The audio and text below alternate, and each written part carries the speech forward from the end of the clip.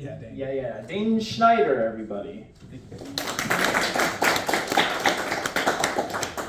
So I was going to read first a few from a book I did with one of my favorite local artists, Carrie O'Halloran. I gave her 60 poems, and then she did a painting for each poem, some abstract art paintings.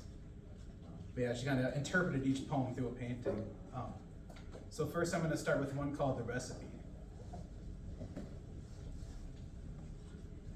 The pendulum swings far too close to those standing on the edge of time's coast, and the mountains will always begin to shift, just as you start to peer over love's cliff. Sometimes you'll even make the mistake of setting an incubator to incinerate. But when you finally get the recipe right, the scent will guide you through the darkest of nights to do things you didn't think you were capable of, to reflect, to reshape, to grow, and to love. All right, and then this next one. And then this next one is called A Self That Already Shines. Oh, and I'll show the painting from that one too real quick, and that's the painting that goes along with that one. And then the next one, a self that already shines, and that's the painting there. When it seems I've absorbed all I can take, and as a result I've gone opaque. Light no longer travels through me or reflects off my face.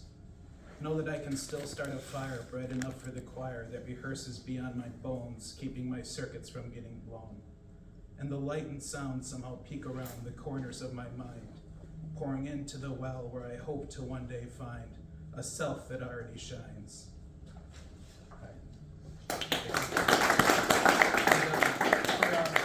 Paperback and hardcover, I have copies for sale here. I sell them like $7 less than Amazon if you buy them in person, and I'll give a few bucks for each copy to the jar there too for this. If you have the jar up today, We do have the box. Yes. And then these other ones. These are the words that I say from the drain, and then these ones are going to be from the next. We're doing another book together of 60 paintings and 60 poems. The next one's called I Tried to Live in the Present, but it was wrapped a bit too tight. Right. So this is Old Glory's gory story. We're drowning under the waves of the flag as the stripes bolt the doors and the stars line the body bags. But Old Glory's gory story was always supposed to be filed somewhere between horror and tragedy.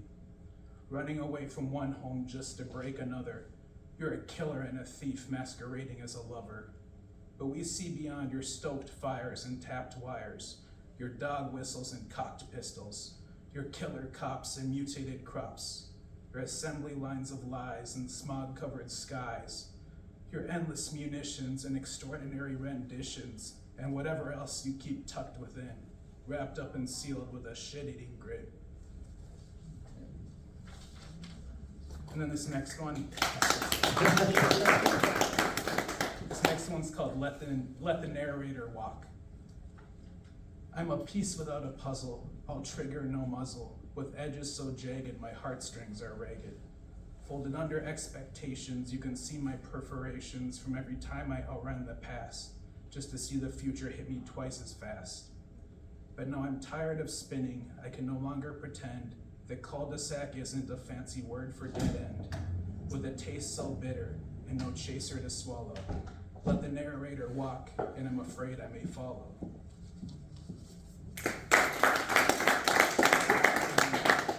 This was called When the Funeral Became a Tribunal. When the funeral became a tribunal, his girlfriend, foolish enough to attend, thought leaping in his open grave would be the only way to save herself from his wife, who was rushing with a knife. But that wasn't the end of the scuffle, as she swapped her blade for a shovel. And while blood typically made her nervous, she did her best to finish the service.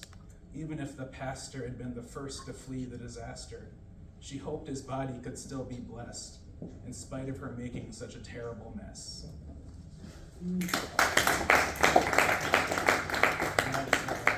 Two more here. This one's called This Watch Will Turn to a Warning. I fear that come the morning, this watch will turn to a warning, and everything that was once tethered will momentarily become severed.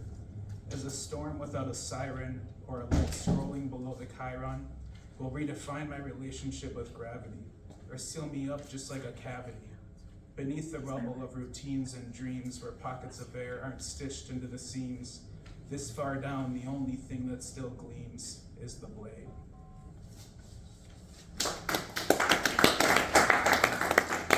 And then this last one is called The Poets Can Finally Take Rain.